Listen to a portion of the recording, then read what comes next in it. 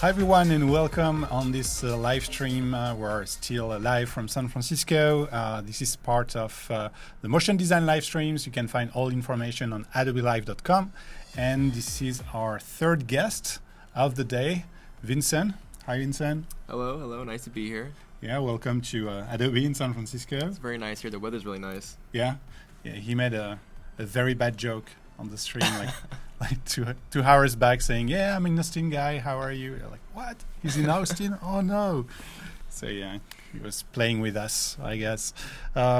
So we will see together how to add scripting to motion graphics in After Effects with Vincent. Please make sure to use the chat. Don't hesitate to ask questions. We have a screen in front of us, and we can see that Render Tom is here, Valentino, hi Beatrix, hi Boss Tanaka from Brazil, from England. Maybe you can tell us in the chat where you're from. It's always good to see if it's a worldwide stream. Usually we get people from the 5 continents, so it's awesome. And Vincent, maybe you want to introduce yourself and explain what you will show today? Yeah, awesome. So my name is Vincent Nguyen. I am a motion designer, and I am also the host of the Creative Dojo Community, a website where you can find After Effects training, resources, scripts, and all that stuff. So a little bit about myself. I am from Austin and Dallas, and in the past I've written a lot of scripts for After Effects. I recently kind of got started into After Effects scripting. So right now I have about 12, 13 published commercial scripts, a few on aescripts.com, and a few on my own sites, and a few internal scripts as well. And I'm also around a lot of scripting guys like Thomas over there, Render Tom over there, always messing around with me in the chat right now. Well, yes. So, we're always talking about scripting and stuff. I'm always trying to learn. And basically today I'm here to talk to you guys about how to get started with scripting in After Effects and how it can be an actual very easy process to do. You just need the basic essentials, and you can get started with After Effects scripting to kind of integrate into your workflow. Great. I'm really looking forward to it because I'm like, I know how to use After Effects, but I never use scripting in After Effects. Right. But I know how to code, so. Is that your site? I have some basics. This is the Creative Dojo site, yes. And yeah, Creative Dojo, yeah. These are just some of the scripts that I have, just kind of as an example. Show you some of the scripts that I have that can. I'm using one of your scripts. Really? When you Which have one? like multiple keyframes and you can shift everything without destroying the. Oh yeah. This one. The Dojo E script. It's a lot better than the Flow script that Render Tom and Zach Levitt released recently. I'm just kidding. But yeah, this is the Creative Dojo site. Just a few examples here. I actually have a pretty interesting After Effects PowerPoint presentation. Yes. Wow. Integrated into After Effects, but I'm usually not just a big an install PowerPoint. No? Right. Let's all use After Effects. Uninstall it. After Effects is a lot better. But yeah, I'm usually not a big fan of PowerPoint presentations, but in this case, we do need to have some kind of basic understanding of what scripting is and some of the things that we can do with scripting. So first of all, what is After Effects scripting? Basically, in my opinion, it's just kind of like a limited version of Photoshop actions for After Effects. Okay. Now, obviously, scripting, you can do this for InDesign. You can do this for a lot of other applications. It's not limited to just After Effects scripting. But in this video, we'll talk about After Effects scripting in particular. Okay. And basically, what everyone needs to know is that scripting is not a plugin. Basically, what you can do in scripting is anything you can do manually. So. Oh, I see. So scripting can do everything you can do manually. It can't do anything that you can't do yourself. It does things a lot faster, and so something that would take you like 5 minutes to do can take about a few seconds. So this goes to the point between preset versus script versus plugin versus extension. So as you guys know, presets are just pre-saved, configured effects that you save within After Effects. Nothing special there. It's just preset values. Pretty simple. A script, like I said before, is basically a bunch of code that will just execute commands in After Effects that it can already do. And plugins are a whole different beast. You can tap into GPU architecture, technologies, all that stuff. You can actually. It's like running your own software inside After Effects. Exactly. So it can expand After Effects greatly. Very complicated, C++, all that stuff. Oh, yeah. We're not going to talk about that. And then we also have something called extensions, which is a little bit different. It's very similar to scripting, but from what I've been told, it's kind of like having a Chrome browser within After Effects. So basically, you can integrate different user interfaces, graphics libraries, all that stuff. So With regular traditional scripting, we are kind of limited to the script UI. Oh, so you can still have a UI. So you can Yes. ask, like, have a text command or text fields or Exactly, buttons. exactly. Okay, that's good. But we're stuck with the Adobe After Effects UI. Yeah. Whereas with extensions, since it's a Oh, yeah. Chrome browser, you can use like any web. You can use Bootstrap. You can use whatever you want. And they are a little bit more versatile than scripts in terms of user interface. So, for example, since everyone in the chat right now is talking about Render Tom's Flow script here, as you can see, the UI is completely different. You're not going to be able to create this using the script UI by default. So you have you can use HTML, CSS, all that great stuff. Okay. And this is also a really So this is launching a web view. Yeah. yeah. So this is basically the same in what Photoshop, Illustrator for Right, extensions. But yeah. it's basically it's you need to have like very good knowledge of HTML, the web CSS. stuff, the web dev stuff. This is a little bit more complex. But this is a really cool script, by the way. This is a new script they just released, I think, yesterday Oh yeah. to control easing. To control easing. Right, so a lot of really cool custom So visuals. why is it better than the curves? Right. So this kind of shows you what extensions are. We won't talk too much about that. You need to bother Render Tom about that in the he's comments. in the chat. Yeah, go bother him about it. So let's go ahead and get started here. Let's go back to the PowerPoint. Yeah. So we'll go. So first thing you need to know is that After Effects scripts are written in a language called ExtendScript, which is basically just Adobe's version of JavaScript. So you have JavaScript and a few other objects and methods and stuff like that Adobe has added to make things a lot easier for you. Mm-hmm. And like I said earlier, you just need some very basic knowledges of programming, specifically JavaScripts. And also, who should write scripts? I've seen a lot of individual freelancers write their own scripts for internal use. Mm-hmm. I have seen people in studios, internal scripts for studios, shops. To improve the workflows between Exactly. So a lot of scripts that people have written, you're not going to see on AE scripts. You're not going to see for sale because they're internal. So I think everyone has some kind of benefit to learn scripting that can really automate your process. Whether you're a freelancer or you work for a studio, it's always nice to know how to code your own scripts for your workflow. Nice.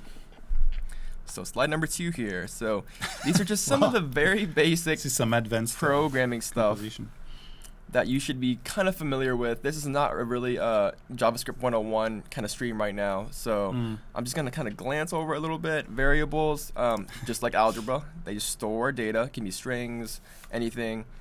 Arrays. Screen with that if you want to. Oh, yeah, let's do that. So arrays are more of like a box or collection of data. So essentially, think of it as a container where you can shove data in and kind of retrieve it. And of course, I'm oversimplifying this stuff by a lot. This is not in any way technical. Conditionals are like if-else, so they kind of check your argument before you move on. Loops is very, very important in After Effects because you're going to be doing this a lot to kind of loop through layers, do repetitive tasks over and over again. For example, searching through layers or going through layers. And of course, this one's kind of an oddball. Strings, this is kind of hard to explain to people who don't know programming, but basically it's a sequence of characters, and I just call them literal text. So if you want to display something, literal text. And again, this class is interactive, so don't hesitate to ask questions. Just ask questions. There's a concept you don't understand. Right. Of course, for this one, I would say it's better to have like a basic knowledge of coding. You know, in any language is the same, like what you list here, like variables, arrays, conditionals, loops, and strings are in all languages on Earth, almost. Yes. Except weird stuff, such as Lisp, this language. But for all scripting language, this is the same. So if you, even if you know how to code in, I would say in PHP or in all scripting language, it's very, very easy to understand how to use ExtendScript.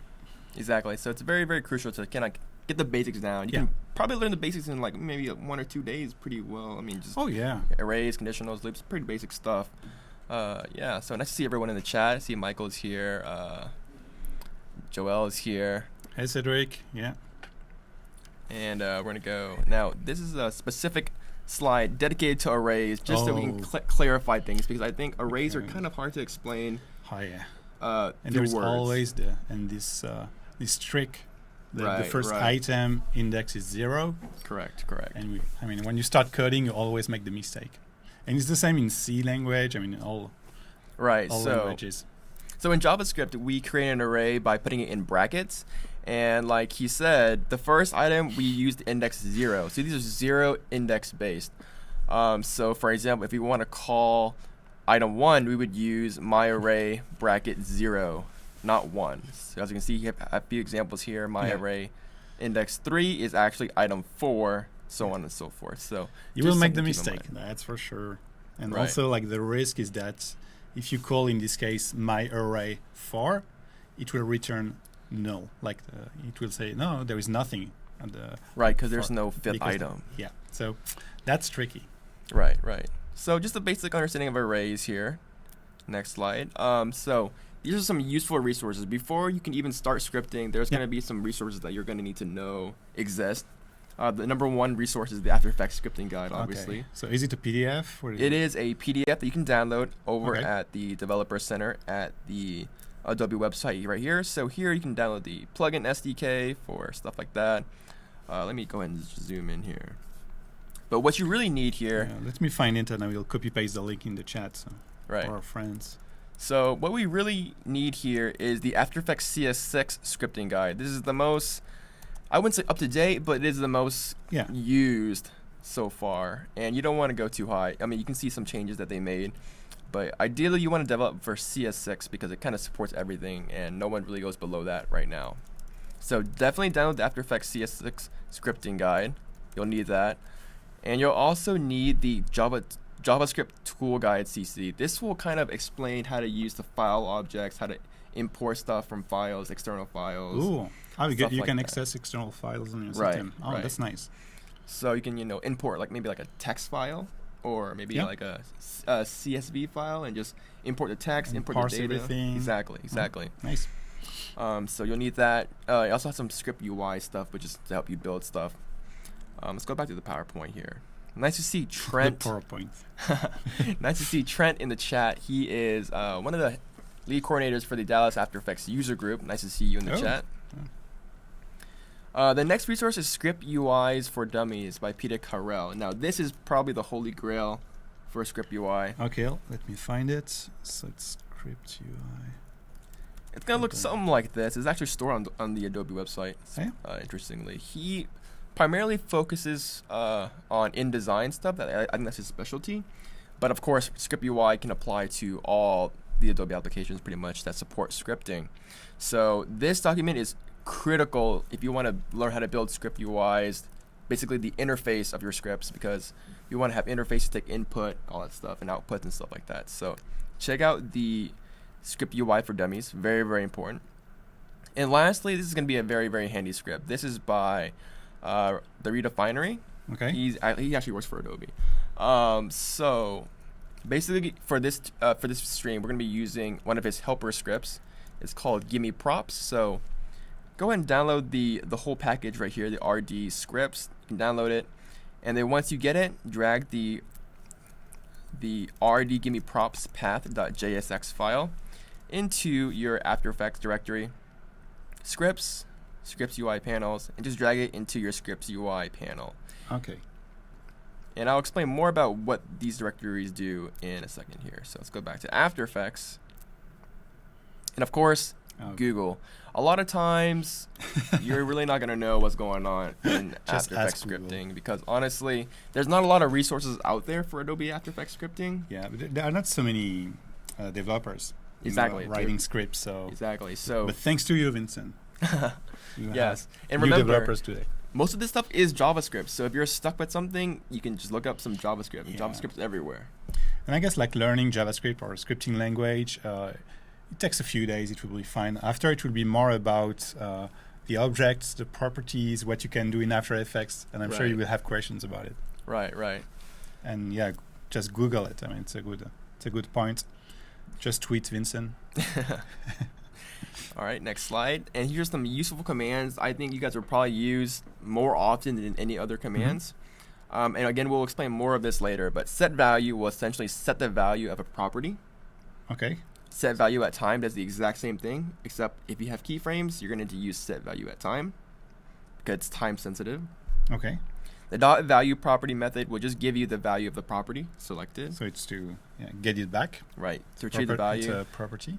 And of course, everyone loves expressions. You know, you've seen the previous presentations about expressions. So the dot expression will access the expressions of the property, and you can set the expression to whatever you want. Oh, you can modify the expressions with exactly. scripting. So Nice. you can rig up complex rigs instantly using some of these commands right here. And now let's go and talk about the install process. So in After Effects, we have two folders for scripts. We have the scripts folder, and we have the scripts UIs panel folder. Now, the first scripts folder is usually for scripts that don't really have any interfaces. So just scripts that run and just does its job and it just stops. There's no interface, there's no panel or window to control the script. You just run it and it's done. The scripts UI panel is where you want to throw in scripts that actually have an interface, have a script UI. And another important note is that you have to restart After Effects after installing scripts. So if you drag something into the directory, restart After Effects, and then it will appear in the drop-down menu. And lastly, we have some of the text editors that most people use. IDEs. Right, IDEs. Sublime Text, Atom, ExtendScript, even Notepad, Notepad++, whatever you want. So this is what you call ExtendScript Toolkit.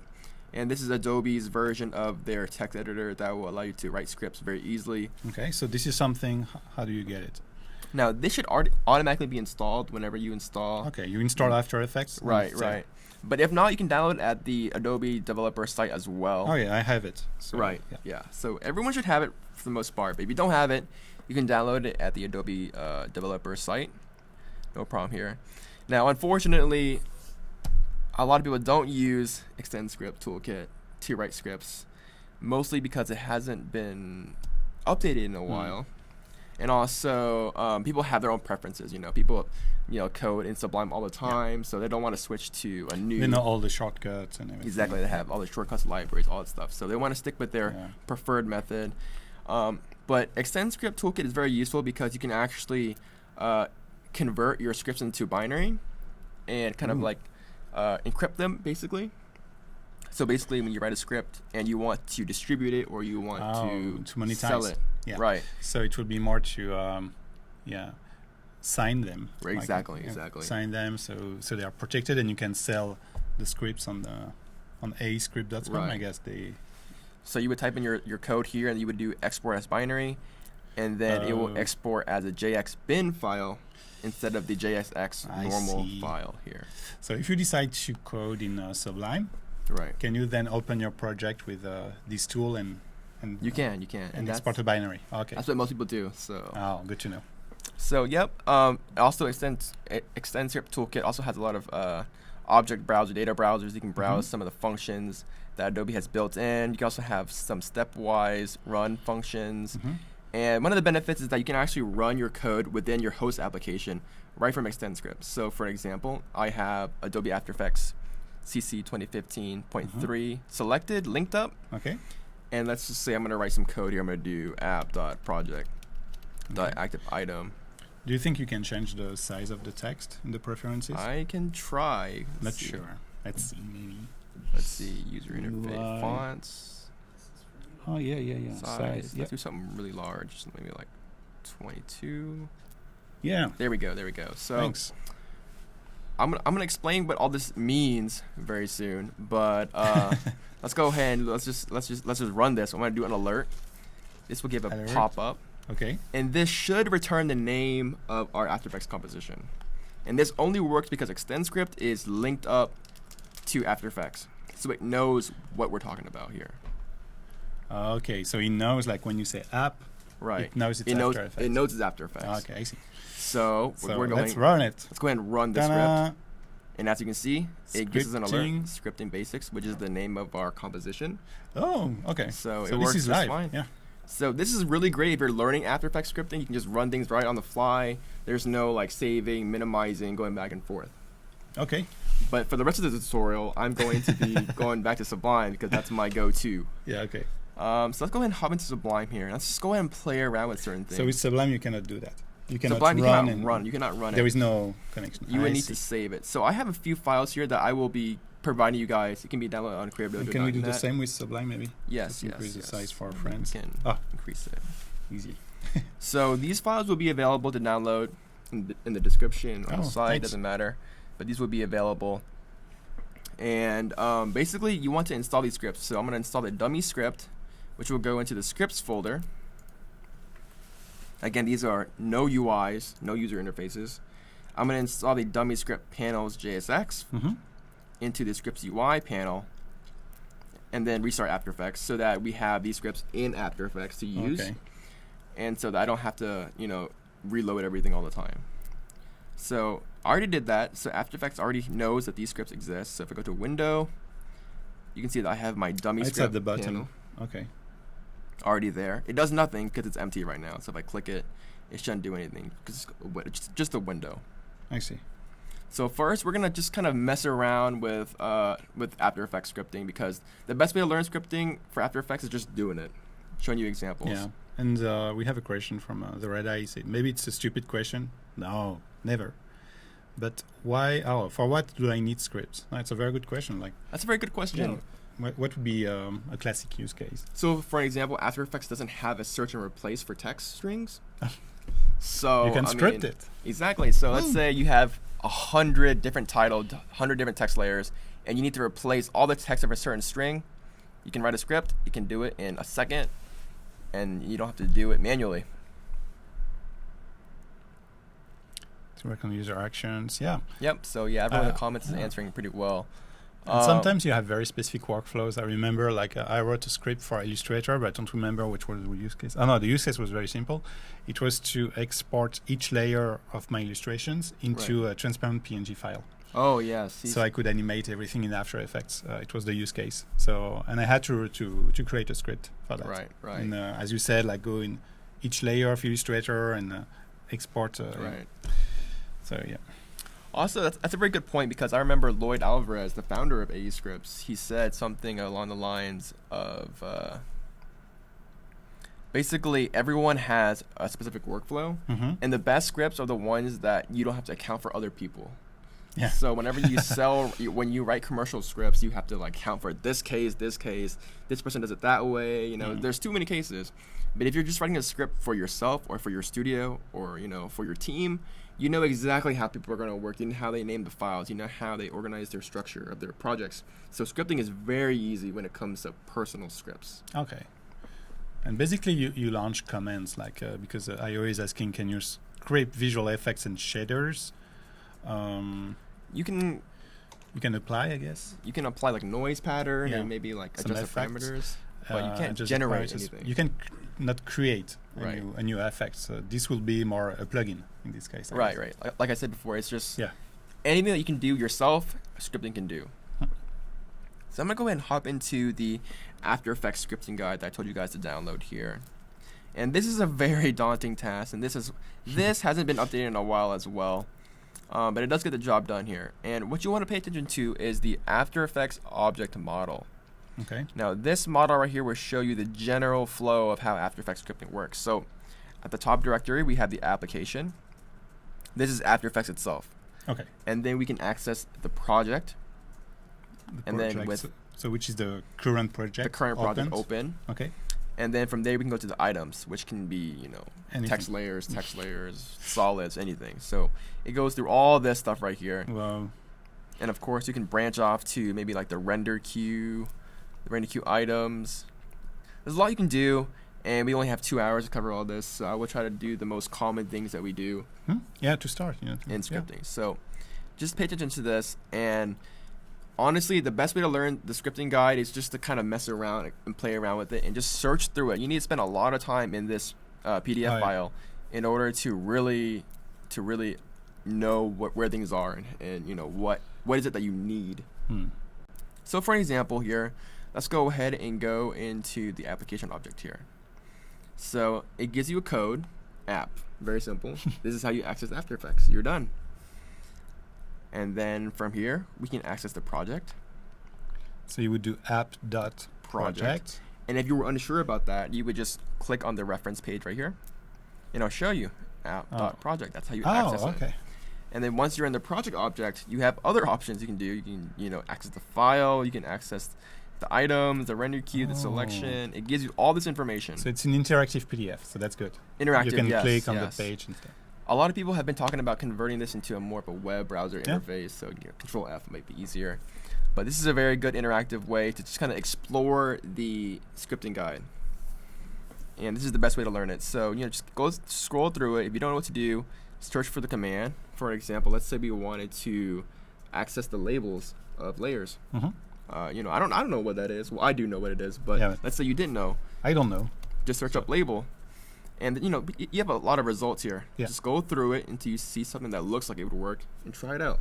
Okay. It will give you the code and everything you need to know. So we'll just go through it. No. And on the side here, I see an item object. That kind of makes sense. Attributes. So yeah, it's an item of the project. Item of the project. So it and should be app you that have a project label. that item. And then whatever item it is, we just do label. And what is a label? It's an attribute of an item. Okay. So we can go ahead and just click it just to see, what it's talking about. So Oh, here you have an example. here you have an example. And all these things have examples, which is really great. Mm. So the item index, whatever item it is, can be 0, 1, 2, 3, or 4. And then we access the label. It'll give you the color or the actual index of the color. Ooh. This may seem a little bit confusing, but again, like I said before, the best way is to just do it. So let's go ahead and hop into After Effects here. Okay. Let's go into our dummy comp. I just have a few shapes right Dummy. here. And let's go ahead and just start accessing files, accessing certain properties here. Okay. So I told you guys to download the Gimme Props Path script. This is a helper script, and this will help you navigate certain match names and routes and paths for scripting. Oh. So, for example, let's say you So want this is a script to help you script, basically, and expressions, but yes, for scripting. That's, yeah. So, for an example, let's say we wanted to control this circle 5's position. Mhm. I have no idea how to do that. Hit P on the keyboard, let's show it. This is the position. Yeah. Select the position parameter Okay.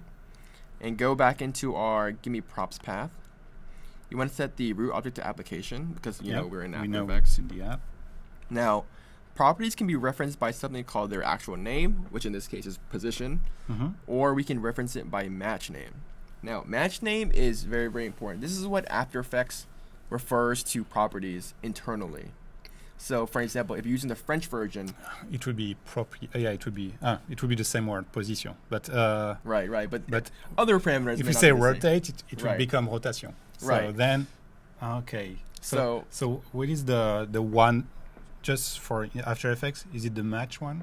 Yes, the match name. The match name is The the match name internal. is like the internal, so it never Internal. changes. It never changes. It So doesn't it- matter what language you're in. Okay, so if you write a script and your After Effects is in English, you give me Right. the script on my French version, Right. it still works. Exactly. Okay, so And that's the very beauty of it. important. So usually you would use the match name of properties. You would not want to use a name because again it changes per language. So match name is usually a good bet. Okay, And we'll leave all that off. We'll leave everything by default. okay. And we'll just hit gimme property path. And I don't know if we can zoom in here or Ooh. not. But basically it gives you the code to access via scripting.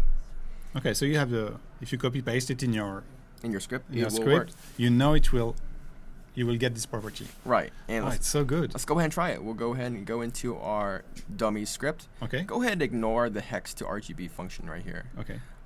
We'll just paste it in. So now, this is what it's doing. It's accessing the app, After Yes. Effects, project, item number 2, which I believe After Effects visually starts at index 1. So for arrays, it starts at index 0. Okay. But in After Effects, it starts at 1. So this is item 1, item 2.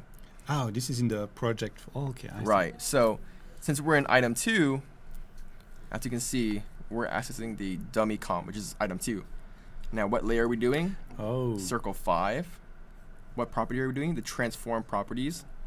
And below that, we're doing the Adobe position. Okay. Now, notice how this is not saying position. It's saying Adobe, position. So yeah, Because this is the match, there's a internal match reference name. for the engineers. Right. So let's go ahead and let's just go ahead and do an alert. This Oh, will- sorry. So there is Prayang saying, "Oh, I have an exam tomorrow, but I'm still watching this." It's okay. Yeah, it's okay. so You can write you'll code be for fine, your you'll be exam. fine. So let's just do an alert just to see what would happen. So we run our script by going to File, Script, and running our dummy script. And it popped up the object property. So this is alerting the property type. Yeah, So this okay. this is not. So this you is get not, an object in memory, but right.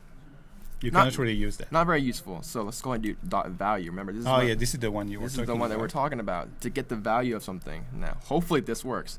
And the beauty of this is that if it doesn't work, you can see how I figure things out live. Wow. Okay. So And by that's as you can see, it gives us an alert of the values, which matches pretty much so to it's, the position. was it position? Okay, so this is X and Y. Right. This is X and Y. And as you can see, we have a Z as well. Oh yeah, you have Internally, there will always be a Just Z in there. case. Right. So let's go ahead and change this. Now, I showed you guys the set value property. So let's go ahead and delete the alert. Let's go ahead and change this value. So, like I Okay. said before, we can do a set value if there's no keyframes. And you do 100, for instance. Yeah, so let's go ahead and try something. We'll go ahead and do maybe... Now, let's go ahead and look up the scripting guide for a second here. Ah yeah, because you need to set X and Y. Right. So, myself, I know that's an array, and that will... oh, so you need to create like new array. You And need to create... Yeah, it's basically a new array. So we can do a set value here. We'll do a bracket for a new array.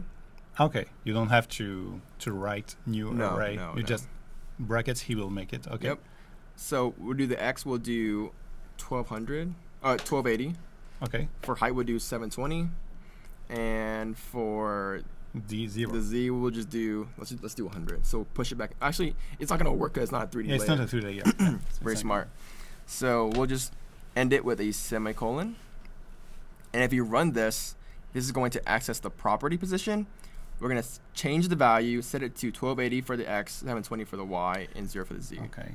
So it will refresh the composition. Like we will see the ball moving. We will not see it moving. We'll just see we'll see the ball move initially. Yeah. There's no keyframes. So we'll hit Yeah, yeah. save. Make sure you save the dummy script. And then we'll run the script again. And as you can see, the position changed. Now it's 1280 by 720 by 0. So this is just a really basic way to access properties using the give me props path script. Yeah, it's very Brilliant. useful. Brilliant. Very, very helpful. Oh yeah. Especially to get the match name. It's very, very important. Yeah. I don't want to know how you would like make a script before that. Right, Before right. this panel. Well. So yeah, I didn't know about this until much later. So this has been very helpful. So let's go ahead and do something a little bit more complicated here. I'm gonna go and zoom out. I don't know if you guys can still see it if I zoom out a little bit. Can you guys still see that? Yeah, I think so. Okay.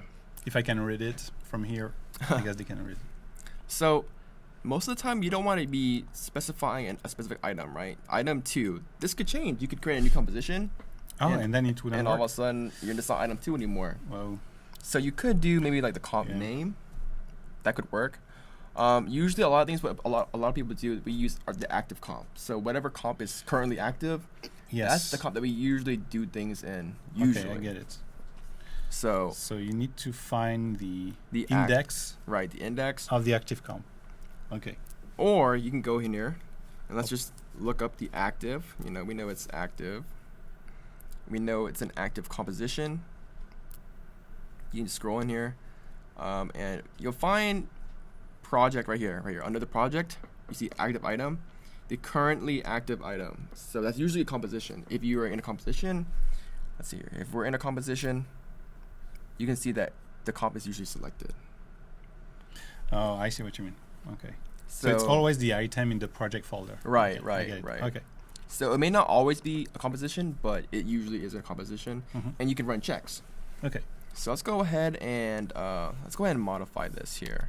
Let's go ahead and let's do some loops and some conditionals just to kind of mix it in a little bit. Yeah. So now the basic structure of a loop is very similar to most programming languages. We start off with a for loop. For Now there are other loops like while loops and stuff like that, but we're gonna stick to for loops because usually while loops just go on forever. so you declare a variable, I guess. Right. like an So index. we're creating a for loop. We're doing a variable. We're just gonna call this I. Yeah. Arbitrary value. You can use P, Yeah, O, N, total whatever or- Z. yeah. We're set it to 0 because After Effects internally uses 0 base index. Yeah. So and then we're gonna do. Let's see here. Let's go ahead and loop through all the layers in our composition. That's very, very common to search for things, search for strings. Yeah, but you need to know how many layers you have. Right, you need to know how many layers you have so that you can control the loop. So we can do this. We can do before the loop, before the for loop. Let's get the number of layers before. Right. So I'm going to do Please, var. Vincent, let's proceed in order, you know? Right. You want to rush? That's fair, but... Let's do a new variable. We'll call this my comp. So this is going to be the current composition that we're in. Okay. And remember, we access the composition or the application. Oh yeah, so it was app.project.active item. This will give you the active composition. Good. Now let's see how many selected layers there are. And so go back to the scripting guide. Selected layers. Or we can do number of layers as well. But usually you don't want to run through everything. Oh, usually, yeah. So we have you can suppose that here. the user will select the layers. Okay, I see. So as you can see under the under the comp item. So we're already in we the already comp. have it. Okay. You can see that we can do layers of composition. We can do selected layers. We can do selected properties. There's so many things we can do. Let's go ahead and do layers selected. So going back to the scripting, you can see that it's selected layers. Selected layers. We can go see an example right here. So dot selected layers will give you an array of layer objects. Okay. Read only. So we'll go back into the Sublime text. Oh, I see where you're going. Let's do selected layers. And remember, we need a comp item first. So my comp dot selected layers. And remember, this will return an array. But remember, a box of items that we have. Right. But you want to know how many items you have in this box. Right. And one way to do that, and it's kind of JavaScript here, we can do var num layer selected. And that is simply equal to selected layers dot length. Now, dot length is what you're going to be doing to see how many items are in an array. Okay. It's very, very common. Dot length is to see how many items are in the array. So if we have 5 layers selected, selected layers dot length will give us 5. Yeah. So here in the for loop, I'm going to write the loop first. I'm going to do var I equals 0 if I is less than num layers I plus plus, and I'm going to do alert, and we're going to do selected layers I dot name. Now, this is very, very complicated. So let me go ahead and explain what is going on here. So first of all, you end all your statements with a semicolon. Yeah. Basic JavaScript. Each common. And so for this for loop is right here. It's starting at 0. I equals 0. And it's gonna go loop, and every single time it loops, it's going to increase. Increase. Okay, it's a +1. It's gonna add a +1. So I plus plus would be like I equals I plus 1. Exactly. So it's just kind of shorthand. Okay, but you could do I equals I plus 10 if you want to do like 10. Okay, and then so what's in the middle is when to stop. Right. It's when to stop. So whenever the value of I is less than the number of layers, then we're going to stop the loop. And this should give us the number. This should loop through everything. So if we have 5 layers, it's going to go through, it's going to stop at 5. So when I is less than 5, it's going to stop. Yeah. Kind of complicated to explain. This is something that you kind of just need to research and just kind of, watch tutorials over for loops. Very, very complicated stuff when you first start. Okay. But so what happens if you like you make a mistake with this blocker, the stop, and if it never stops? Then it's going to freeze After Effects, and you're going to need to force quit because it's going to keep continuing over and over and over. Infinite loop. Basically infinite loop, and you can run out of memory. And you can kill After Effects. Basically, so actually we can write a script to kill After Effects. Right. Super easy, one line. Actually, it's a command to actually just quit After Effects. I believe it's under the app. Adobe. Yeah, so we can go application quit, and that would just quit After Effects. Nice. So going back here, what are we doing? Oh, and can you refresh this one? Yeah. So we are going through the selected layers. Remember, selected layers is an array. It's a collection of items. And remember, how we access arrays, we use an index. And in this case, we're using the index I. 0. So selected layers at first is going to be 0, and then I is going to increase by 1. So it's going to be selected layers 1, selected layers 2, selected layers 3, selected layers 4, and it's going to go all the way up until I is less than number of layers. So basically, we're going to be alerting the name of every single selected layers, right? So let's go ahead and let's just comment this out, and let's go ahead and run this, and this hopefully will work. We'll save it. So Joel was asking, can you explain properties versus methods? So properties are basically properties of items. Of an object, yeah. Right, exactly, of an like object. An item would have a... So for example, the layer object can have a, like, I don't know, a position property, yeah, or a opacity property. Whereas a method is actually a command to get something or do something to the object. You can go on guest, Paul. Yeah. So let's go ahead and run the script. We'll go to File, Script, Dummy Script. And as you can see, since we have this circle 5 okay. Because it's selected, you get the name. Right. Okay, so got it. Let's go ahead and select all the, these layers right here. Run the script again. It's going to loop through the first 0, 1, 2, 3, 4. And alert pretty much all the layers that we have selected. It works. And this may seem very, very simple, but you're going to be doing this for almost everything. Almost everything you do, you're going to need to loop through layers. And I guess sometimes you will have a loop inside a loop. Exactly. So exactly. So you need to be very organized. So we can even do something like alert, selected layers, current index, and we can do the label even, and alert all the labels. So let's go ahead and do a quick check right here. Let's go ahead and do a for loop and also incorporate a conditional statement. So let's go ahead and go through all the selected layers, but I only want to alert layers who have labels that are red. Okay. So we don't want to alert all the selected layers, just the ones. Just that the red red. ones. Just the red ones. So I'm going to go ahead and change some of these labels to red, and this is actually index. Oh, it's called red 1. Okay. So. Right. So we can go back to Sublime Text here, and we can do a conditional statement. So the way it's formatted is if in our argument. And then you need a condition if something is true. So then do this, whatever it's in here. Do something. And usually we follow it by an else and do something if that's not true. So our argument here is that if the selected layers label is red, then we're going to alert something. Do something. If it's not red, we'll do something else. Okay. So let's write that. Selected layers, the current selected layer that we're on, looping through. If the label is equal to 1, which in this case is red, these are just indexes here. So none is 0, red is 1, yellow is 2, so on and so forth. Oh, okay, you just follow the order. And that is in the scripting guide. Yeah, it's somewhere. Okay, good. So if it's equal to 1, we're going to alert ourselves that the selected layers, that current selected layer, index I, we'll get the name. Okay. We'll concatenate, and this is just some string to add some text. Yeah. To add some text. Let's see here. Is red. I mean, we know. Right.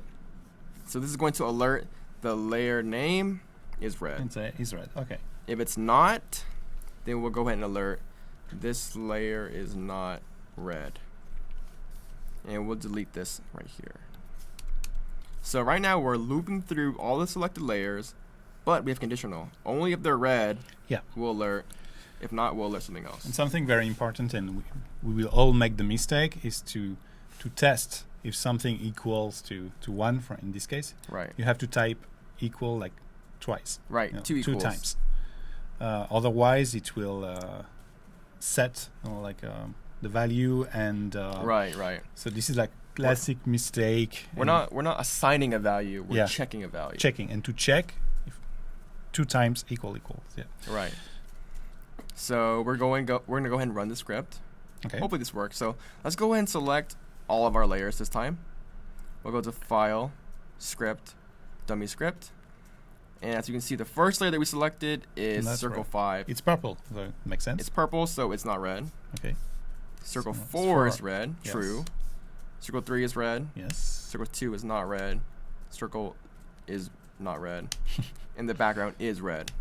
So as you can see, It works. the scripts works, and this is how you essentially do checks. Check for certain layers, check if this layer's name is that or that, check the label color, all that stuff. So, just these very basic blocks of code, variables, for loops, and conditionals. Yuri's like, whoa. You can just stack them up and just do tons of stuff here.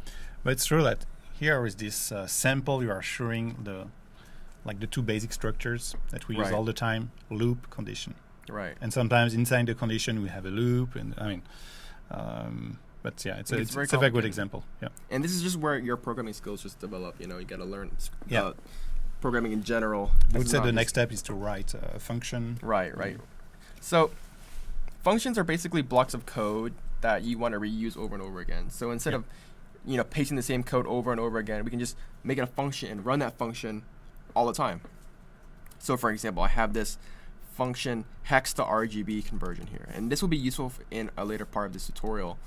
But basically, I'm going to be doing a lot of hex to RGB conversion a lot, and so I would want to make it a function. So here, I created a function here. You assign it by the function. Mm-hmm. You give it a name. I'm going to give it hex to RGB, and then we're going to give it a parameter. Now, this parameter can be whatever you want. You can name it whatever you want, but basically, whenever you use the function, you need to put something into the parameter here for the most part. So this little function here I found on online. I didn't write this, and this is very common. Snippet, and you did a copy paste. Right. Now you get it. I copied pasted it, and I did some modifications because one important thing to note is that After Effects does not use hex codes internally. They don't even use RGB internally. They use an RGB divided by 255. So pretty much numbers from 0 to 1. Again. Right, and this is very similar to expressions as well. You can set it to 0 to 1s for colors. So 0 to 1 for R, 0 to 1 for G. I see what you mean. Okay, got it. It goes on, so this is just a quick conversion to do that. And we'll be using this code in a future script that we're going to rig up here. So I think we've had enough kind of just messing around with files here. Let's go ahead and move on to something more realistic here. So I have this mock-up title brand animation right here. This is coming soon. We have some transitions going on. Okay. We have the Who flicks, Netflix and Hulu combined. And then we have this ending, subscribe now.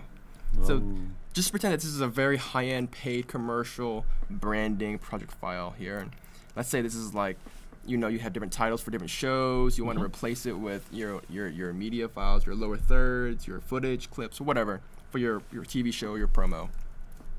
A lot of times people reuse their promo, their branding, but they just want to swap the text or swap the colors or swap the footage for their branding. And for scripting, it's very, very easy to do. Instead of manually doing it, you can just create a script UI and just type it all there, hit execute, boom, done.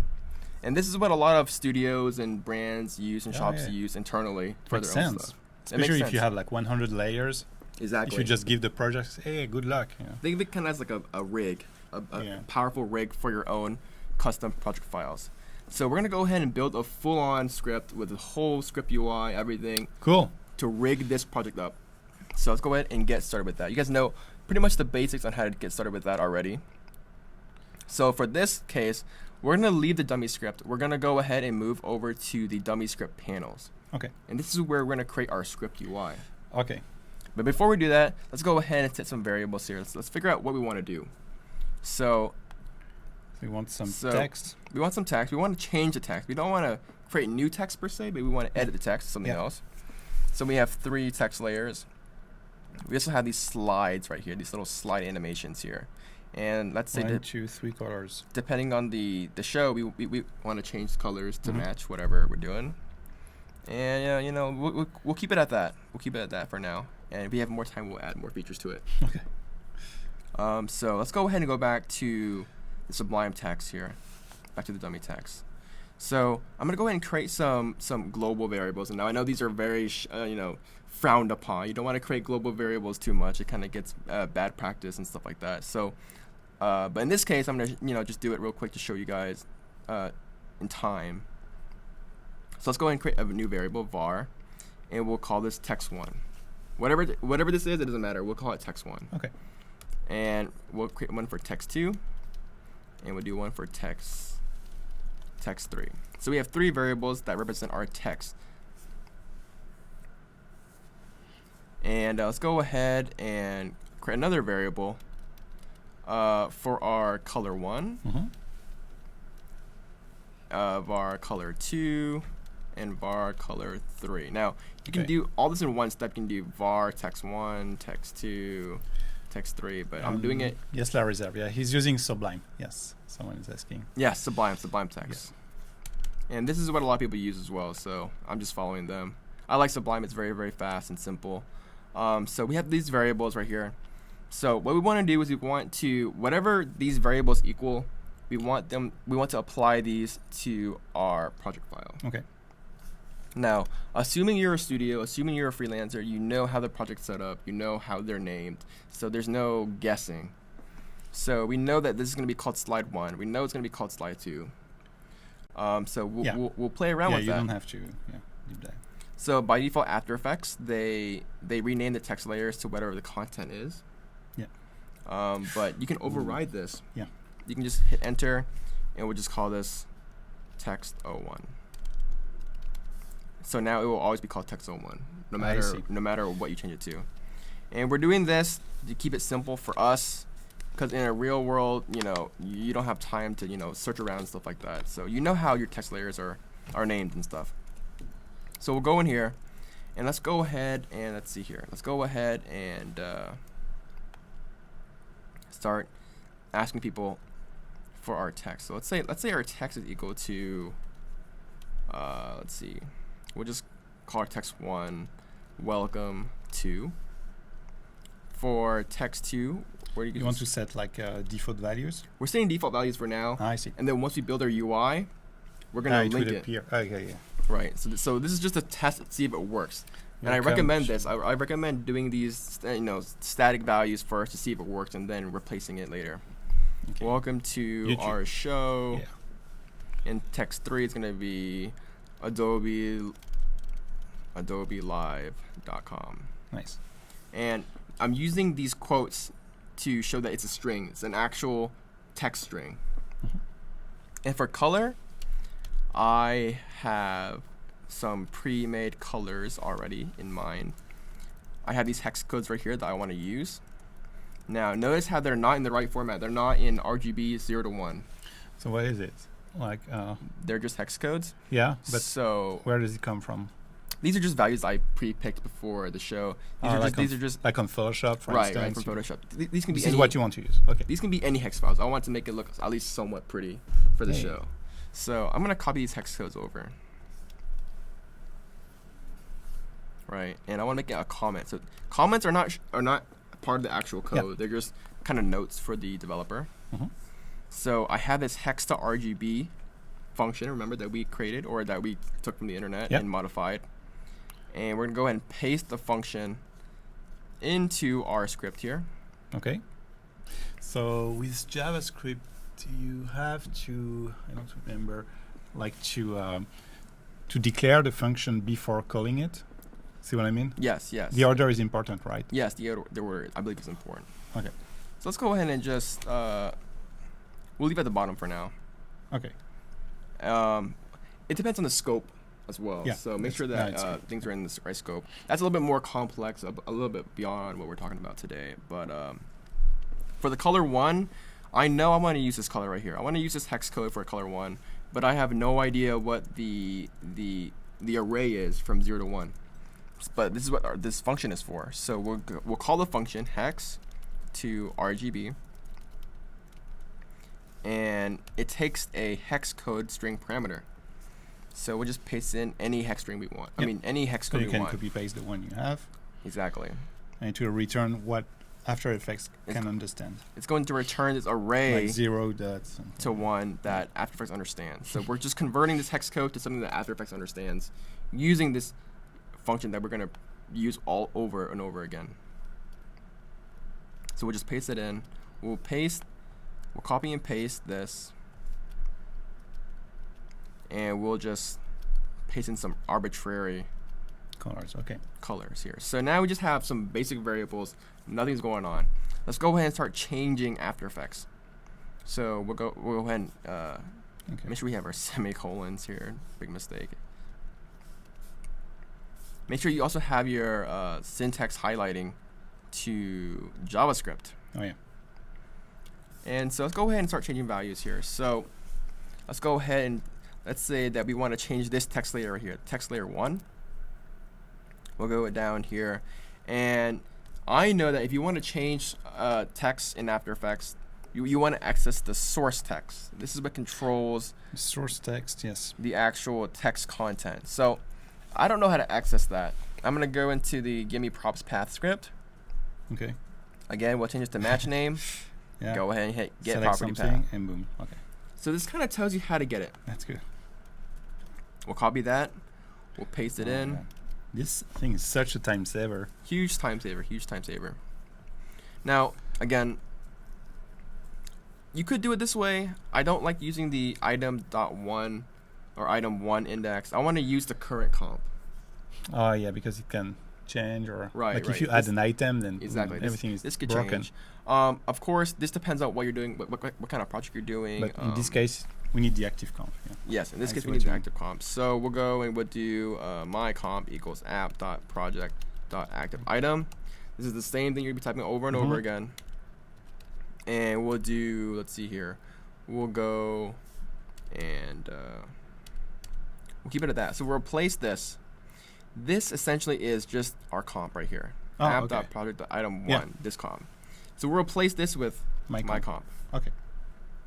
And then Then we we're go to bring layer it- text run, Right. and you go to the text property. Yes, this is the Adobe text document is basically the source text. Oh, I see. Yeah. That's where you were saying. Right. So this is the property that we want to access. Okay. Source text. Good to know. So as always, whenever you want to set the value of something, Dot you set do value. dot set Okay. value. And then you can put a string here. You don't have to. Right. You can put a string. You can put a number. Well, not in this case, but you can. In this case, you need a string. So we'll copy. Since our text1 is also a string, Yeah. You just we'll just put text one. paste our variable text1. Okay. Let me just make this a little bit wider here. So this is going to change our text1 layer to whatever text our text1 variable is. Yes. Oh, And- now you can maybe copy and- paste it into And now we're going to copy and paste this. Now you could use a for loop for this, but we only have 3 text No. layers. So Yeah, you would what- have like 25 or yeah, you say okay. right. You can use a loop. So we'll change text02 to whatever text2 is, this variable right here. Yeah.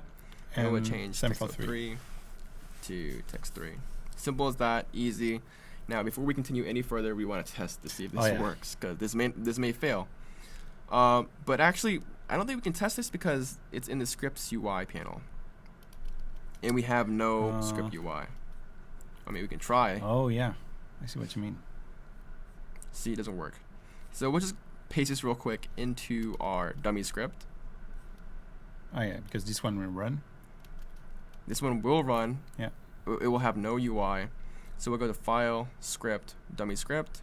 Yes. And as you can see, it changed our first text to welcome to our show, adobelive.com, just as we expected. Nice. Everything works as normal. Cool. So now we have to change the colors of the slides. Yeah. So let's go So ahead. you have to go back to your script panel. Right, we need to go back to our script panels here. So why does it doesn't work with the script panel? Because you need at least Because anything in the scripts UI panels folder, the code needs to be there to generate a panel. Otherwise, it's going to be an empty panel. It does nothing. Oh, okay. So but we will first maybe you test with a script and then you will put it in a function or something. Well, usually I just build the UI first. Oh, okay. I think that's not a very good way of doing it, but that's what I do, and it works. For UIs, I would recommend drawing it out, sketching it out, because modifying the UI is a pain in the butt. But in this case, we'll just focus on the code first to kind of get the programming ideas down, and then we will go ahead and build the UI next. So to change the color, I made it a little bit easier on ourselves. You can access the fill of solids easily, no problem. You can access the fill of shape layers, no problem. I went ahead and added a fill effect so that we can change the color of the shape or the solid through the fill effect. And the reason why I did that is to show people how to access effects and change their properties. So again, we can use the helper script here. The give me props path. We will get the match name as always, get property path, and we'll just copy this in. So notice how if you want to change the fill color, you don't want to select the fill. You know, we don't want to just access the fill. We want to access the color property of the fill. Oh, yeah. That's very important. People will just select the fill, and then they'll be like, oh, why is it not working? I'm accessing the Adobe fill. But you need to access the Adobe fill second property here, or the color property. Get it. So we'll paste that in. Again, we'll replace this comp with my comp. We're gonna access layer slide 1, and now this is weird. This is called basically we're accessing the effects of a layer. So we're going to a layer, we're going into the effects. So all the effects. Now which effect? The Adobe fill effect, and which property of that? Okay. The Adobe fill 2. As always, set value. Makes sense. Now colors are arrays in After Effects. So for an example, white would be 1, 1, 1. Okay. This would be white. And sometimes we have a fourth value, it's the alpha. So the fourth value is sometimes the alpha. It's also 0, 1. 0 to 1 as well. Okay. So 0 would be 0 opacity, 1 would be full Opaque. opaque. But in this case, you just need 3, the RGB values. So if you do like 0.5, 0.5, 0.5, that should be like some kind of gray, I believe. But in this case, we don't need to guess the value. We have the value from this function here. So we'll paste color 1 in here. In a semicolon, and we'll do the exact same for the rest of the slides. Copy this, Control V, we'll change the layer to slide 2, slide 3, and everything should remain the same because I know that all these slides have a fill effect, and color 2 and color 3. So slide 1 will have color 1, slide 2 will change the fill to color 2, and slide 3's fill will be changed to color 3 based on our static predefined values. As always, we'll copy this into our dummy script, save it, and let's go ahead and close this out. And we'll go ahead and just run the script, and hopefully it'll change the color of these slides. Yes. So run the script, and something did not work. Oh, it worked. It was seems here. to work. Yes, right here. So these because this is a different slide. Right. A different so layer. This is a different layer. This is I believe it's the shape layer here. The fill of the circle reveal here. So, we can add that in later. It doesn't really matter. We have a lot to cover still. So we changed the color of these. Very, very, very nice. So now that our script does what we need it to do, let's go ahead and build a UI. Now, again, you want to go into the Script UI for Dummies by Peter Carell. But I took the liberty to actually create this very, very, very handy resource string file here, as well as the Script UI reference here. So these contain all the elements you'll need pretty much to create a user interface for your scripts. Usually you have to hunt these down. Nobody remembers these. No one remembers the, like what they're called, the format, the arguments. Like, look how messy this is. Which is why it's very helpful to have a file that has everything there. So you just copy and paste. Copy paste some snippets. Okay. Exactly. So before we get started with the Script UI, there are really 2 methods on creating script interfaces, right? We have one method, which is called using a resource string. So basically, we're creating a UI using strings, which is this current method right here. And we have a more literal method of creating elements here, which is this method. This method is a lot messier, but it's more exact, it's more defined. And this is how a lot of people create user interfaces. I don't know why, it's really messy to me, but it's very, very simple. So we have a question here. Yeah, it's I'm asking about your session tomorrow. So today Vincent is focusing on scripting. Right. Tomorrow it will be completely different. Yep, it'll be 3D designs, 3D design. Trapco Tau, Mirror, Element 3D, Cinema 4D, all that stuff. So today is just the introduction to scripting. So after Right. this show, you will be able to write your own script. Yes, hopefully. So like I was saying, this method is what a lot of people use. This is what RenderTom uses. This is what Zach Levitt uses. Again, this is a more exact method. So for an example, you're creating a group, and then you're creating the orientation, then you're adding a button, and then you're setting the button selection to this and that and that. So it's very, very specific. Whereas using a resource string, you can do it all in one go. And this is the method.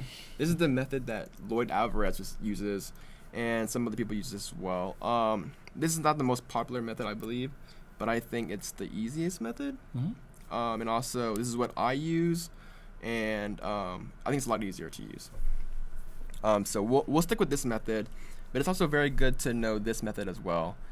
And the best part is that you can use both. You can use resource strings, and you can use this literal method. And Roy asked if the script UI reference scripts will be available to download. Yes, everything I'm using today will be available to download. The link will be posted down below eventually when the presentation is over. Or you can check out creativedojo.net. That will for sure have these files here. So to get started, really, you want to go ahead and just copy this whole resource string JSX file right here. This is everything you need in order to create a script UI's panel. Okay. Now, the reason why I'm not explaining it is because many people don't even know what the heck is going on. This is explained in the JavaScript document here. And basically, you are creating a panel. You're adding a resource string to it. See, we're adding the resource string into the panel. Mm-hmm. And then we're we're refreshing the layout, setting the minimum size. We're defining it, we're showing it. There's a lot of internal things going on. And if you resize your panel, you refresh the view. Exactly. Okay. So there's a lot of things going on. The easiest thing to do is just to copy and paste this and try to understand it on your own time. So I'm going to go back into my scripts UI panel here. And I'm going to go and paste this at the very bottom. Mm-hmm. Right? And we'll reorganize all this as we go. So first of all, let me just go ahead and preview that resource string file. This is all the elements to create a user interface. Oh, nice. So we have static text, which is just text. Label, yeah. We have edit text, which is basically where you can input fields, anything you want. Buttons, very, very useful. Checkboxes, radio buttons, sliders, drop-down menus, good for presets. Okay. Progress bars, tabs, and all that stuff. Nice. And there are two ways to organize UI elements, right? We have groups and we have panels. They're basically like containers in CSS or in HTML. Okay. So just containers that hold elements. Groups are invisible in the sense that you don't see the actual borders of the groups. Whereas panels, like you see right here, we have panel name right here. Mm-hmm. You can see that this group or this panel has a little highlight around it, this little border around it. So they're basically the same thing. They just hold stuff, but one is visible borders and one does not have visible borders. Simple as that.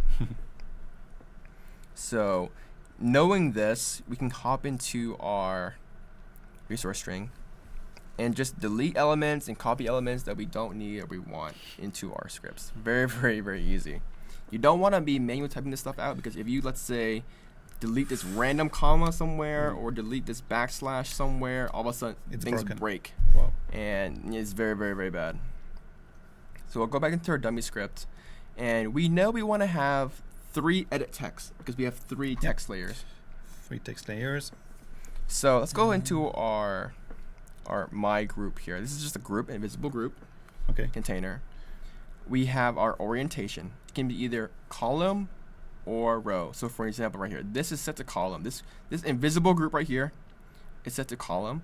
So elements kind of go from top to bottom. Like a stack. Like a column, like a stack, exactly. Whereas row, elements are going left to right or horizontal. I see. So this panel right here has its orientation set to row.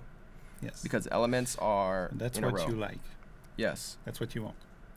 Not in this case. We'll keep it simple. We'll create a column UI. Okay.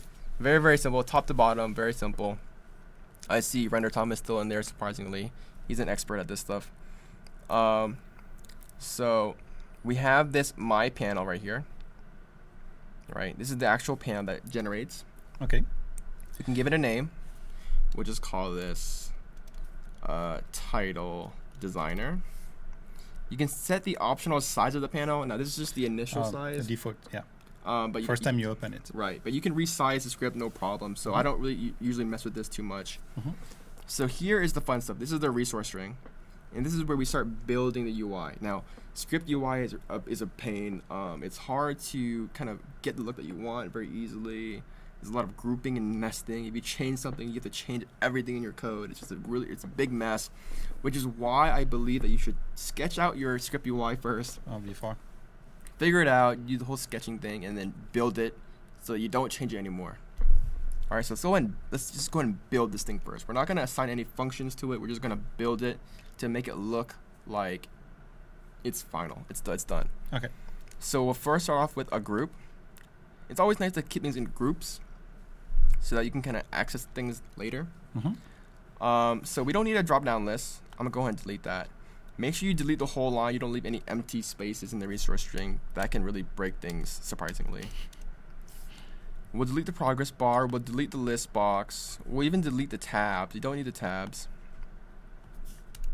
So it's a lot simpler now. So now we just have a group and a panel. You can use whatever one you want. I'm going to use, let's go ahead and use a panel as our primary group method. So the text for the panel, we'll just call this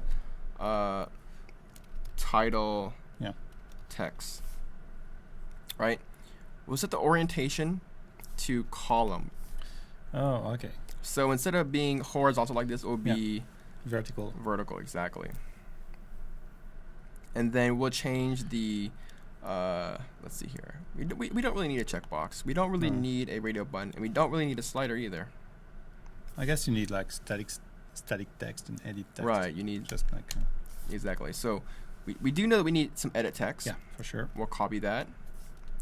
We'll paste it. We'll paste it 3 times. Now, this is very important. The first part of this string right here is kind of like the variable name. This is how you access this specific edit text. So you want to give it a unique name. So for example, we can call this text 1, or let's see, edit text 1. We'll call this edit text 2, and we'll call this edit text 3. Now I have a habit of using really long variable names, but it keeps it very clear. So let's go ahead and just go ahead and run this script right here. See if it even runs. So we'll open our dummy script UIs panel, and we have a error 56, line 56, undefined object. We'll go to line 56 here, and yes, see, this because there is no more list. There's no more drop down list, so it's calling nothing. So we'll delete that. Let's try to run this script one more time, and now it runs.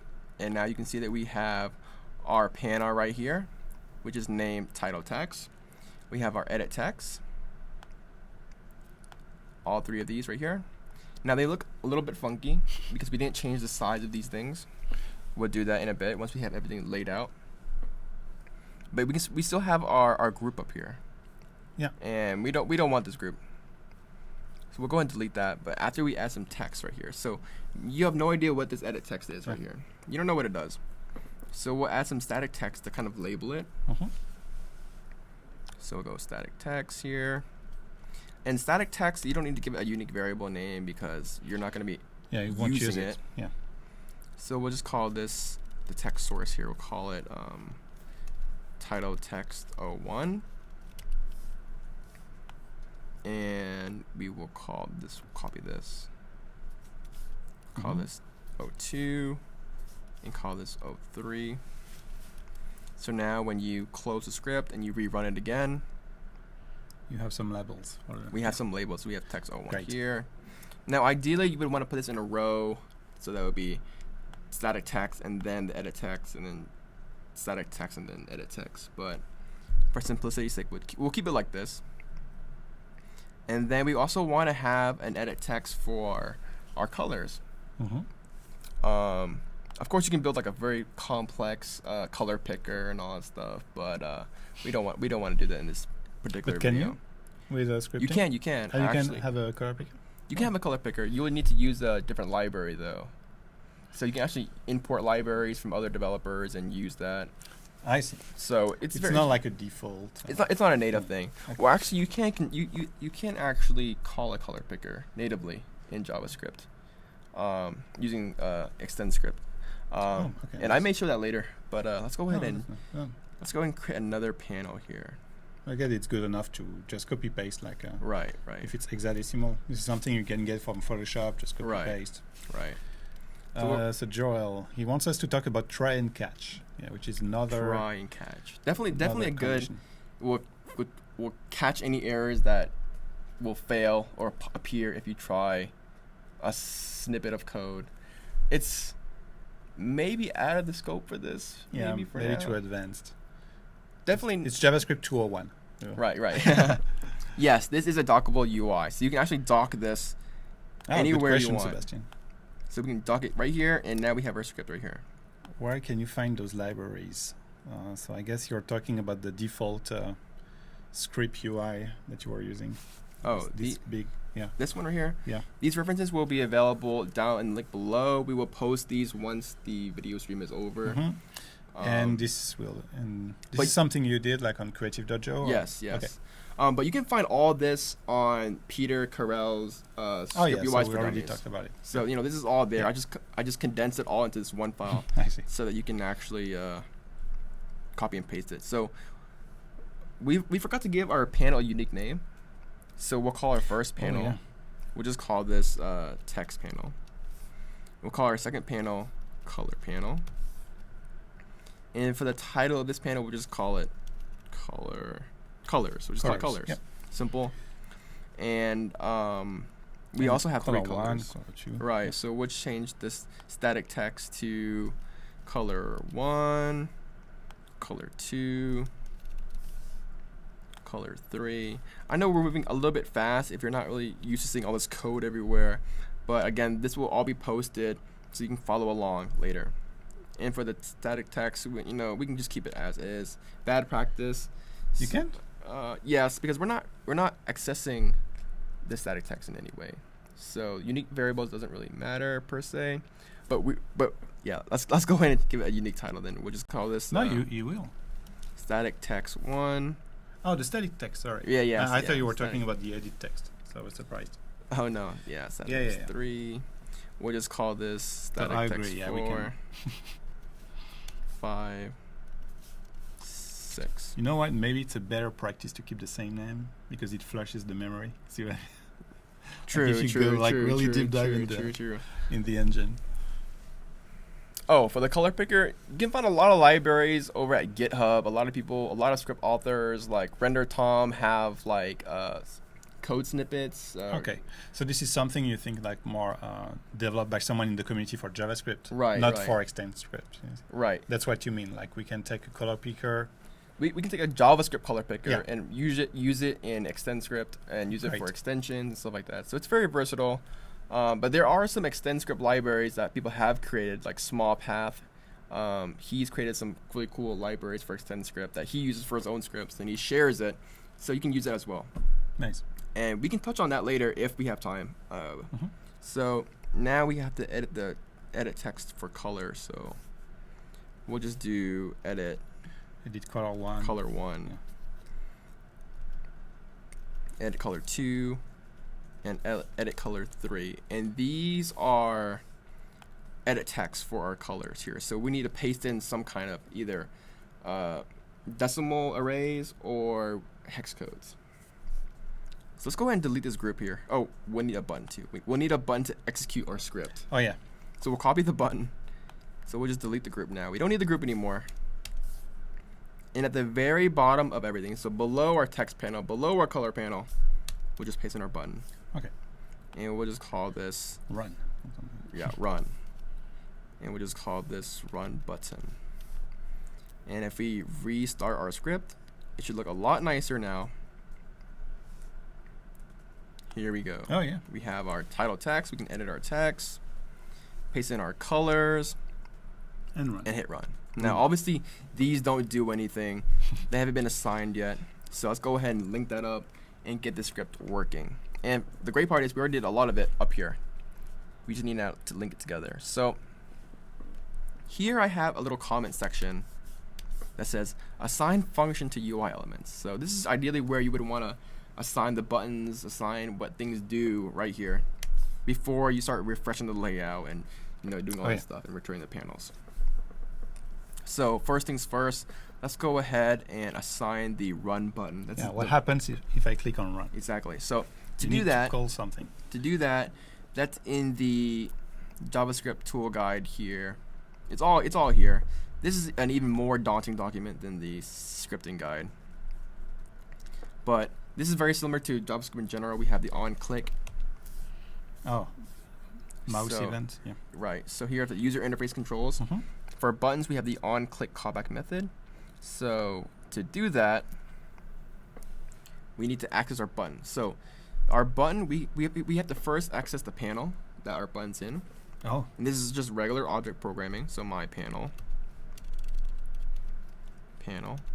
Access the master group. And then we look at our script UI. So the first thing you notice that this is not in any group. It's just right in the master directory. So we just call it run button on click. So this is what happens when we click it. We assign it a function and we do something in here. So whenever we click this button, it's going to execute whatever code is in this function. So we'll just do an alert and it says it works. Yeah.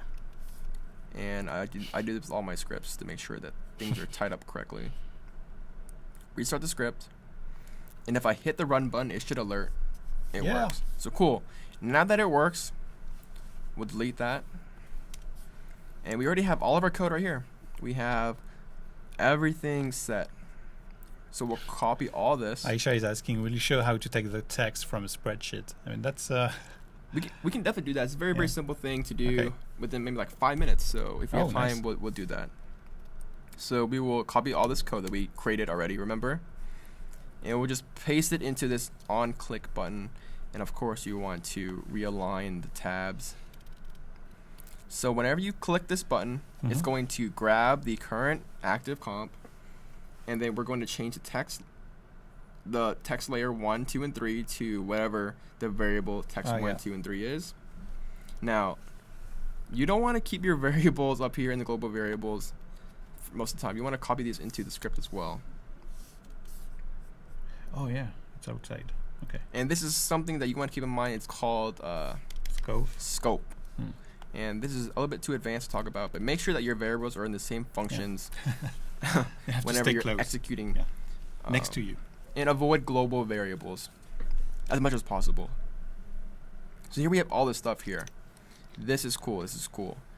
Now, right now, this should work. Let's go ahead and run the script and see if it even works to begin with. But our this colors should work, but there is no link with the with the text field. That's what you mean. So let's go ahead and change the color to something ugly so we see the results. Yeah, good idea. And just some random color here.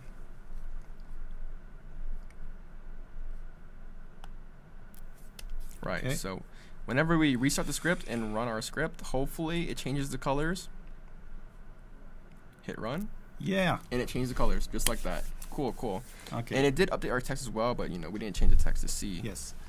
So now you need to link everything to the UI. Right. So right now we're just setting the text layers and the colors to some arbitrary static, values.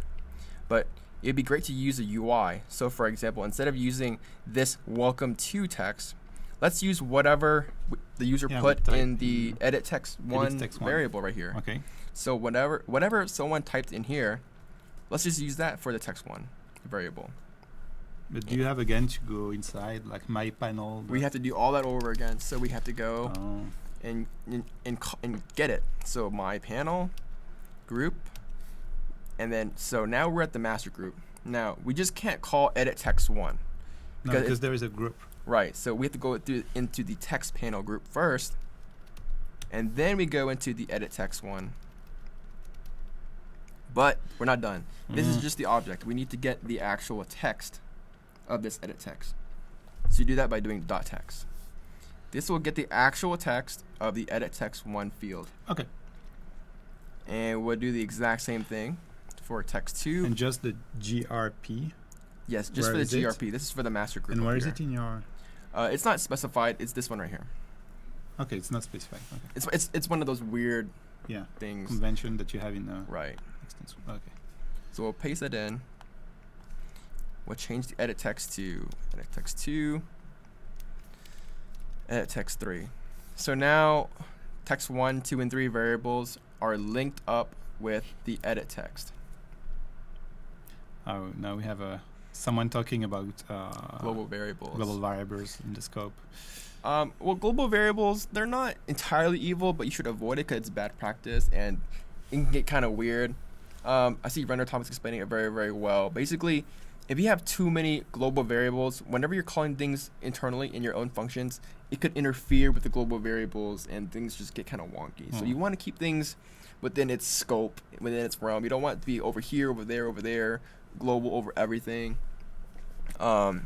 Usually, I know Redefinery, he creates global objects for simple things that never change. So for an example, he would do like a var my script equals new object. This is kind of unrelated. And then my script, he'll do like name. You know, just be like designer.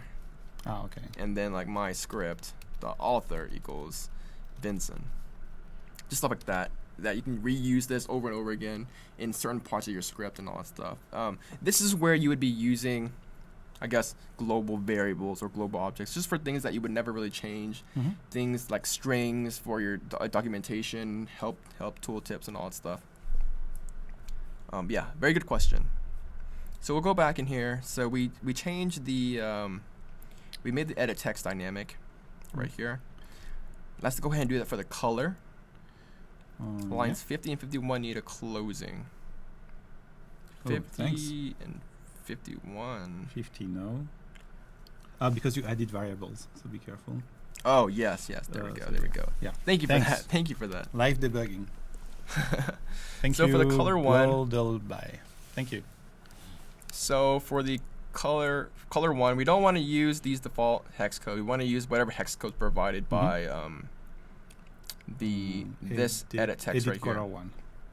So again, we'll have to do the whole schmeal of my panel group, but this time we're accessing the color panel, and then we'll edit the edit color one dot text, and we'll just copy this in.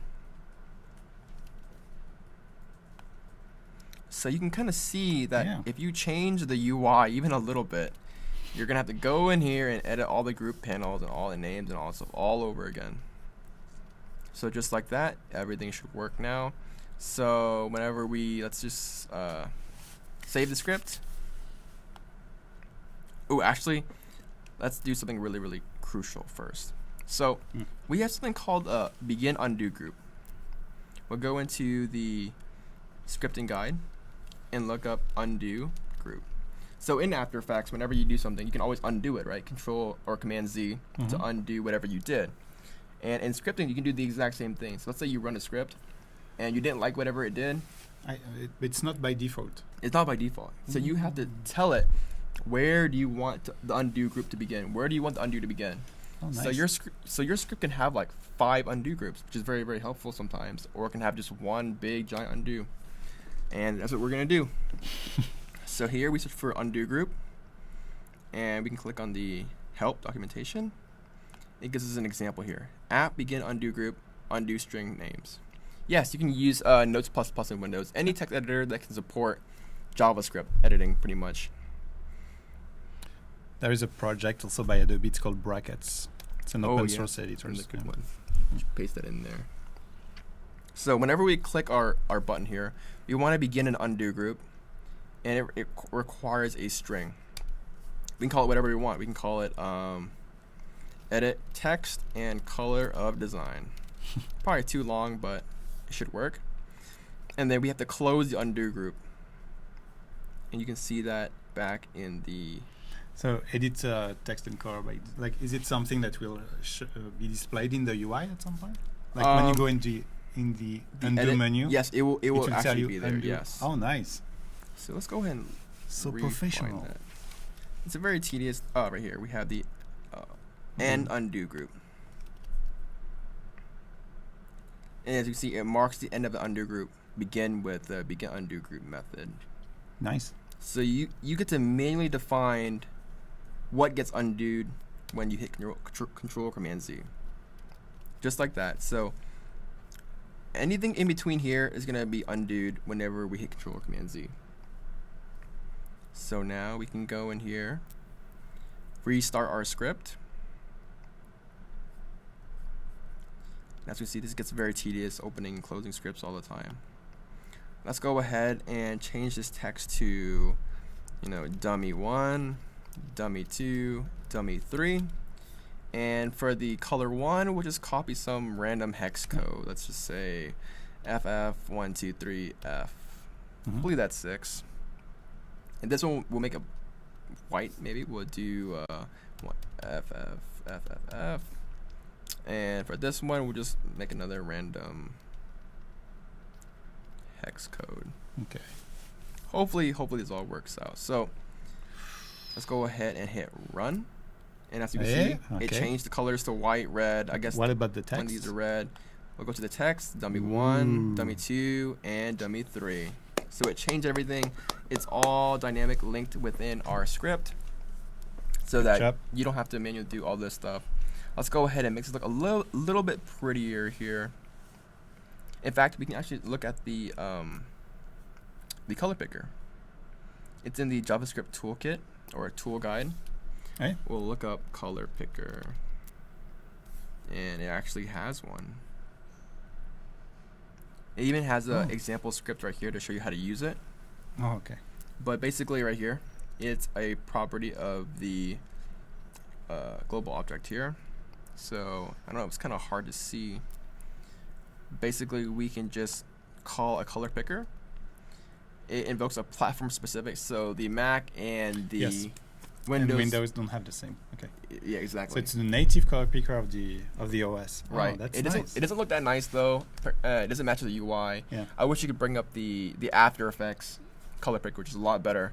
But you can use this, and it returns the select color as a hexadecimal RGB value. So this is where it kind of gets almost what we almost what we want. You can actually easily look up how to convert hexadecimal RGB to the value that you need it to be. Luckily for me, I have a script that already uses this. I created a modified function. So I'm gonna go to my Dropbox, go to Creative Dojo. We'll go scripts. I'm not sure if I still have it or not, but actually we'll look at it later. There's we can just try this out. We'll just copy the color picker, and let's just paste it the very first part of the on click. We'll just see what it does. Yeah. So whenever I click the button, it should just pop up some native specific color picker, and it doesn't work. Probably because we need to do the $. Oh yeah, and the name. And the name. What is a name? The color to be pre-selected. You have to give a color. Or we can do -1 for the platform default. Let's do negative. Well, let's just do -1. It's a beautiful color. Should be white, I believe. So let's go ahead and reclose this.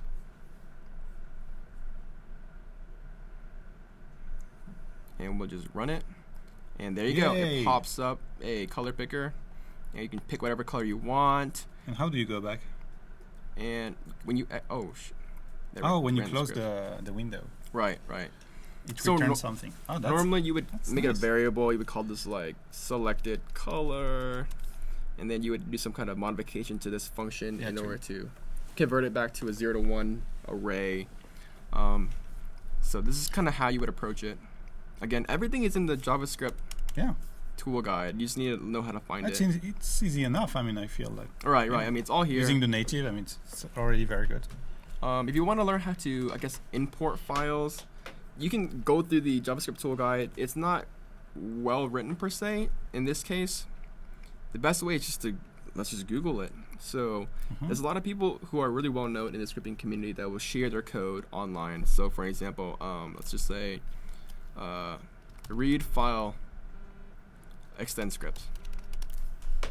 We'll do that. And this guy right here, Fabian, excellent GitHub repository here. He has a lot of ExtendScript stuff, files, examples. Nice. Using JSON, XML, all that stuff, script UI stuff. But he has a section here for file. And right here gives you an example. Create a file and write to it. And, you can copy this in and, modify it. We can have read from file, read from JSON. Create and read files is a very, very handy section here. So he shows you how to create a file, read it. Perfect. And this is where it gets handy to know how to work strings, because strings can be very complicated. Strings are basically arrays of characters. You can split it, you can concatenate it, all these things. So I won't get too much into it, but basically this GitHub right here will help you learn how to read the file right here and alert it. You can close a file, you can append to files, so add on to files. You can save files. It's all here. You just have to know where to look, and this is basically how you approach it. So a lot of times Googling. So there are a few noticeable and recognizable communities for scripting. This one goes way back to, I think, 2003 or something, 2004, or actually when scripting first got introduced. I think in CS3. Yeah, actually, I recognize this PHP forum, like the Right. it's very old, like it's it very, was very old. PF forum or something. Right. PH forum. So this is Paul Turley's forum, I believe. Okay. I think he's the guy behind Redefinery. I'm not sure. All I know is he works for Adobe. Okay. But he runs this site, and Maybe he's in the building. Maybe he could be in the building. Yeah. With Jason call Levine. But a lot of people ask scripting questions here, and a lot of examples. They're all here. So almost anything that you have wanted to do has probably been asked before by someone, either in this forum or in the official Adobe scripting forum right here, which a lot of people go to. So you can ask your questions here if you can't find it in the scripting doc. It's also important to note that a lot of things are missing in the scripting documentation. So, for example, save frame as PNG function is not anywhere in the scripting guide, but it exists. So a lot of things don't exist. There's a lot of bugs in there. I know the new product manager, Victoria. Yeah. She's very hands-on on the scripting thing. So if you have any questions about scripting that you think is a bug, she will probably know more about that than any of us. So yeah, check out AE Enhancers. Again, the link will be in the description, as well as the After Effects official scripting forums. GitHub is a fantastic place. Also, to note, Redefineries, all his scripts right here, they're all unencrypted. They're all in JSX files. Nice. And he did this intentionally so that people can learn how to script. Share. Exactly. So you can download all his scripts. He has a ton of scripts here, like I believe almost like 100 scripts. So if we open this up, you can see that he has all these scripts that you can just remove keys, remove render layers, shift layers, rename layers, all these scripts that you can just go into and take a look at how he did it and learn from that. And Joel is asking you if there is a script you are the most proud of. Yes, my latest script, Dojo Q, which is unreleased by the way, is I guess it's a good one. It is my most hard work script. It's a variation on Cooler. It'll be Cooler. I know you guys renamed it to something else. Color. Yeah. But it's basically integrates Adobe Cooler or Color and makes that palette available to use in After Effects more easily. And you can dynamically change shape layers, solid layers, text layers, all that stuff on the fly. And you can import, export hex codes and all that stuff. So it's pretty cool. Unreleased, but it will come out sometime soon. So that's probably my favorite script out there so far. Nice. Ken also asked if you need to check the hex code input, and yes, you would need to check it. For example, you can do FFF, Yeah. and you would assume that's 6 Fs Yeah. for white. So you could make like a test on the strings. Like, is there like 6 Right. characters? And test Right. each character. Does it go from 0 or does to it, an R to A to F? or if it Yeah. includes the pound sign. Yeah, you but know. also like these testing functions are also like everywhere on the web. Like Right. Like if you Google test string, if it's a hexadecimal, like it will Right. you will find the script. That's for Right. sure. So yeah, I mean, thank you, Vincent, like for this introduction to scripting. Yeah, no problem. No Because problem. now I want to write some script. Right, and you know, with the, I feel I can start. I am empowered. I mean, Thanks to you. that's not fair because you already know scripting. I mean, you Yeah, already but know a little it bit was like programming. yeah, but 7 years ago. So Right. And with the redefiner, give me props path script. I mean, Oh, yeah. anybody can script at this point. Like, I didn't know about that script. It was a pain in the butt to look up match names. You have a very personal question Right. by Chance. By chance, very funny. How many sausages do you normally consume at once? 16. Of course, 16. Of course. So, So you know what we can do also for our friends who stayed with us and to learn like how to script in After Effects. What? We should give away a 1-year Creative Cloud subscription to one of them. wow, So, it's 1 year subscription. Yeah, to enter the competition, it's very easy. You have to be active in the chat, and there is a keyword that you need to type, which is After Effects. So you need to write a sentence. So I like After Effects, or After Effects is a nightmare. I mean, Right. whatever you want, but it has to be in the sentence. And this is live now. So we will give you 2 or 3 minutes just to enter the keyword in the chat, and then we will run the script, and we will get a winner.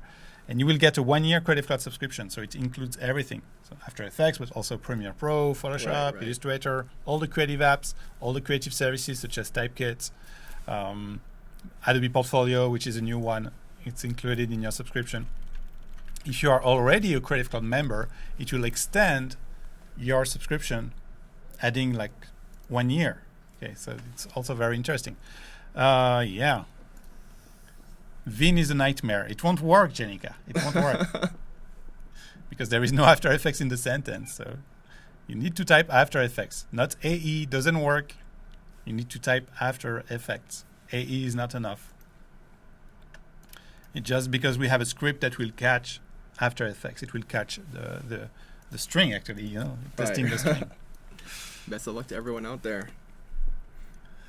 And then Paul will run the script and let us know when this is ready. Yay, extensions, yeah.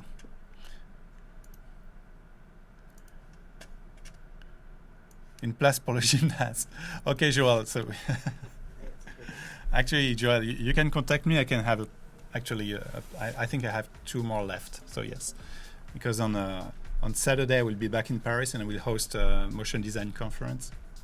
So that's why he wants to go to the event, which is like a big motion design conference we have 7 international speakers. Oh wow!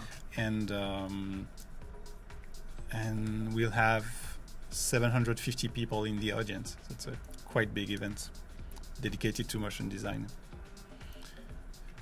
So he wants to come, Joel. Yeah, there's an opportunity. Try to reach me on Twitter so I remember, and I will add your name on the list. You're very lucky because I just have 2 places left that I can give away. Very lucky. So there are some Creative Dojo fans out there with the Fire logo tutorial, all that stuff. Ah, yeah. Render Tom asked if I'm a tabs or a space guy. He always asks this kind of question. Always that? Yeah. I'm definitely a tabs guy. It makes no sense to use space. Yeah.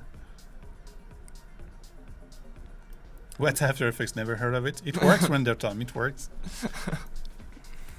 So yes, I think another person asked if I was gonna make any extensions. Interestingly, I don't know that much about web development in terms of like the internal, like deep Like, JavaScript stuff, deep HTML, CSS CSS stuff. and UI. Yeah. I know the basics to get by, for sites, but like from scratch, it's a different beast. You need to ask Render Tom for that. Okay, Paul, do you have a winner? I do. It's coming. And the Wait winner is for it, coming. wait It's for it. coming. The machine is printing it out now. Printing stuff. And Oh, JSM, okay, the you'll be there. winner Cool. is And the winner is Casper Jensen. Congratulations. Woo! Casper. Jensen. Yes.